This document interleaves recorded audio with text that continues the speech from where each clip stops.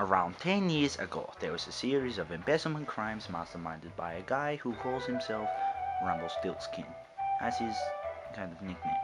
28 inches tall, wanted internationally, public enemy number one, whatever. Okay, so anyway, one day, 10 years later, a series of hostage snatchers stole away the mayor's daughter for a ransom of $522 million.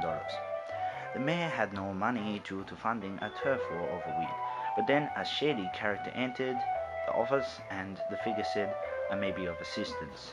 The mayor stopped and said, how could you have $522 million at hand? Well, Rumpelstiltskin replied, I had a couple of shady business deals that went sour, so I put the stolen money in a high-interest bank account and let it multiply over 10 years. The mayor stopped and said, okay, what is the catch? Rumpelstiltskin said, I want your daughter's heart. The mayor said, alrighty. Money was airlifted in pillowcases to the drop spot in denominations in 20s and 50s. The hostage bag was airlifted, but it was empty. The body was found dead in the river with the heart missing. This is horse shit, said the mayor, as he watched Rumpelstiltskin juggle his daughter's heart. The next week, the mayor's wife was captured by hostage grabbers, the same ones who stole his daughter. Whatever. Okay, the mayor thought his life was crumbling before his eyes, but then Rumpelstiltskin appeared again, strutting about on his 11-inch legs. He stated he may be of assistance. The mayor had no choice but to accept. He would do anything for his beloved wife. The mayor once again stated how he has $522 million at hand. Rumpelstiltskin, once again, made up a lengthy excuse on the spot. I worked as a fisherman's first mate when I was 12. I borrowed some money and put it in a separate high-interest account, and all I want is the diamond earrings. The mayor interrupted him and said, amazing, let's go! The same thing happened. Helicopters flew everywhere, carrying pillowcases full of money in denominations in 50s and 20s, and the hostage was passed over. The thing is, though, she had no internal organs. It turns out the earrings were a family heirloom, and she was not going to hand them over, so she swallowed them whole. But Rumpelstiltskin jumped on her, stuck his hand on her throat, and ripped out her spinal column, ribcage, and all that was inside that area. He had got his earrings. The next week, the mayor was nowhere to be seen. Not at the office, not at the pub, not at the local pokies. Nowhere. It turns out the hostage grabbers stole the mayor for another lump sum of $522 million.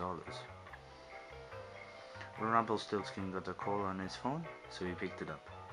Hello, said the mayor in a nervous tone. Yeah, what you want? Said Rumpelstiltskin bluntly. I need another $522 million, man, said the mayor. Okay, sure. I want your office in return. What? Said the mayor. I want your office, said Rumpelstiltskin in a business tone. Okay. Whatever to get out of here, said the mayor. The mayor reminded himself. Awesome, replied Rumpel.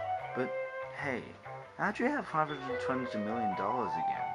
You've already paid, like, over $1 billion, inquired the mayor. I stole this from you, admitted Rumpelstiltskin. Hey, man, that's pretty low, said the mayor. I needed it for, like, a present for my sister, man, said the mayor. Sorry, but the business is business, said Rumpelstiltskin. Rumpelstiltskin cut the connection. The same thing happened. Helicopters flew everywhere, with pillowcases in denominations of 50s and 20s. I'm getting bored of saying that. The hostage made it back safely. Rumpelstiltskin was called by the mayor soon after. Hello, said Rumpelstiltskin. Yeah. Hi, said the mayor. About the payment?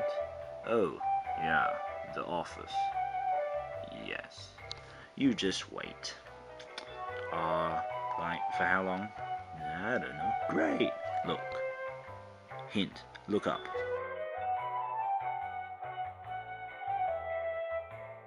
The office, dug out of the building, had been airlifted by helicopters and dropped on him. He luckily survived.